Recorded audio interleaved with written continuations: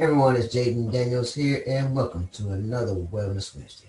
Today, I want to talk about food substitutions that you can make to live a healthier lifestyle. Okay, before I do, go ahead and hit that like and subscribe button and click that notification bell so you'll be notified when I do another video. All right, now let's get started. Before I really get into the food substitutions, I want to tell you a little bit about myself. If you haven't watched my last video on Wellness Wednesday, I talk about back in '99, I did a Body for Life contest. I read the book Body for Life by Bill Phillips. He had a contest going. I entered it. I did really well. I didn't place other than he just sent me a medal saying that I was part of, I forgot what percentage, it was very little that actually finished the contest. So I was really, honored to just get that from him because I know that I worked hard and I know that it changed my life. I was, I mean, I had people coming up to me asking me to train them. And I did train a couple of people and it worked out great because I wanted to share my knowledge. I didn't train them for money because I didn't even charge. I just wanted to share my knowledge about nutrition and working out that I gained from Bill Phillips. And I still follow Bill Phillips. I still, I've read all of his books. So what I'm about to share with you is some of the stuff that I've learned from Bill Phillips, and hopefully it'll help you. I want to also say that one nutrition program is not like it fits all. If you're on keto and it's working for you, stick with it. I mean, I know a few people that's been on keto for a couple of years now, and they're healthy, and they lost a lot of weight. They're healthy because they go to the doctor and get the blood work done. They're healthy. So don't let anybody tell you that it's unhealthy for you and that you can't stick to it, because I know people that have and that are doing it right now. Me, I try keto, but I really couldn't stick with it, and so I am back to where I like low carb. Now, and I say low carb, it's not like I eat only 20 carbs a day. Actually, I eat up to 100 carbs a day, no more than 120. I try to stay that way, 100 or below 120, except a cheat day. Now, I love my cheat days. So that being said, I just want to give you just a couple of food substitutions, but I also want to give you another tip.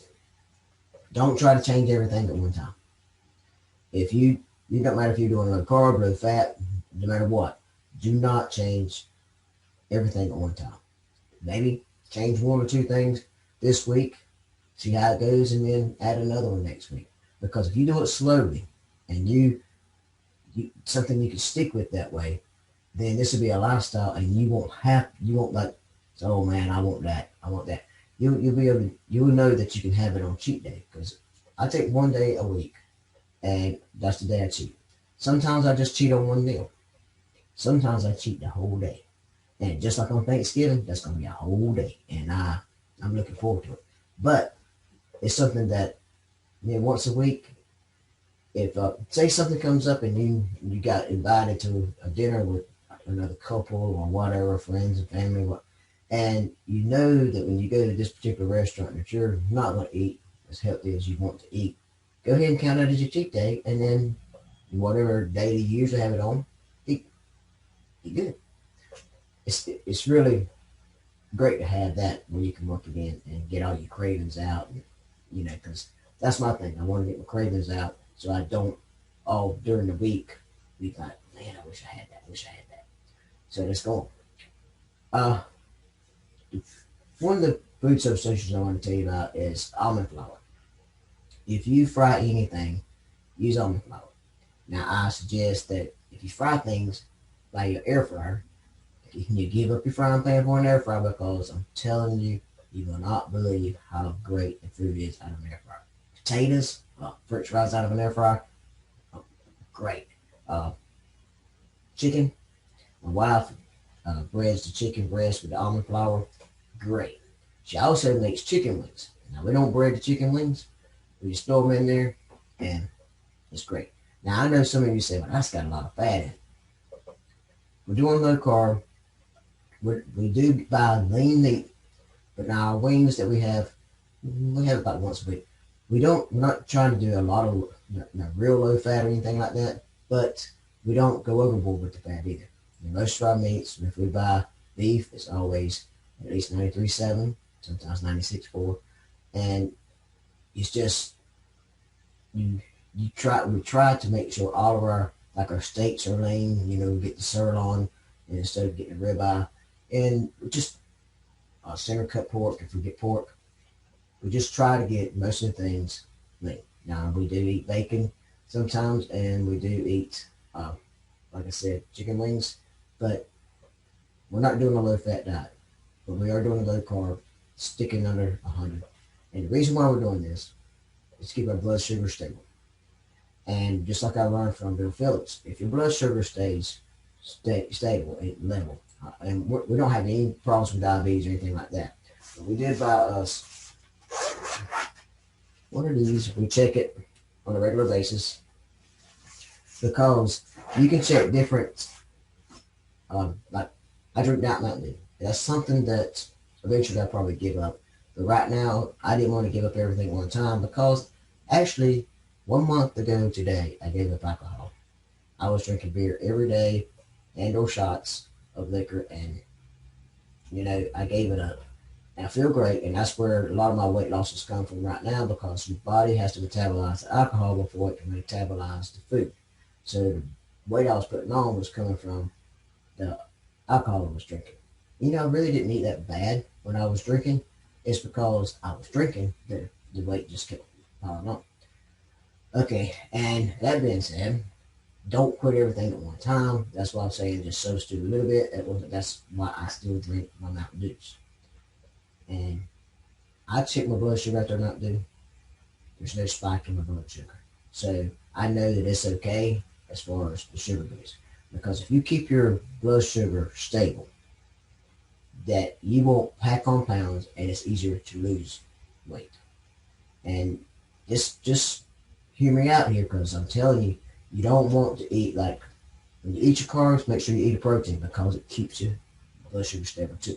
This is things I learned from Bill Phillips, and you can look him up and you can find out some of this on your own just by following Bill Phillips.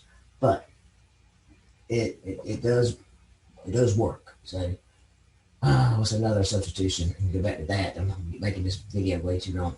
Stevia. That's what I sweeten my tea with. That's what my wife sweetens her coffee with. Plus, we use it in some of our recipes. Let me make sure I'm pronouncing this right. This is another sweetener. Erythritol. Okay. Had it on the screen. I don't know if I'm pronouncing that right, but that's another sweetener that you can use that doesn't spike your insulin, doesn't spike your blood sugar. And it's actually really good. Sometimes it's called what brand it is. It don't taste as sweet to me as others. I don't know why, or it could be my taste buds at the time. But when you do a recipe, just make trial and error. Because I know my brownie cheesecake that I make is really good. It's really low carb, and that's what sweetener I use. I use Stevia also now. I used to use it, then I found out it was not just Stevia, it has sugar in it too. So then I quit using it, and now they have changed it and used a erythritol in it also with Stevia. So it's good. Okay, that being said, little things like I went from regular ketchup to sugar-free ketchup, and there's a lot of stuff that's sugar-free that you can go to. Just check your labels. Also, we hardly ever use any kind of cooking oil, but if you do get coconut oil, that's better than, if you're going to cook with, it's better than olive oil. It's better than, of course, vegetable canola oil. You should never use those anyway. We get regular butter instead of margarine because margarine is so bad for you. You can read studies on that. We don't use a lot of margarine, make a lot of butter, but that's what if we're going to use butter at all, that's what we use. And I guess that's about all the substitutions I got for you today. Of course, there's a lot more. You just keep reading labels, and we read a lot of labels.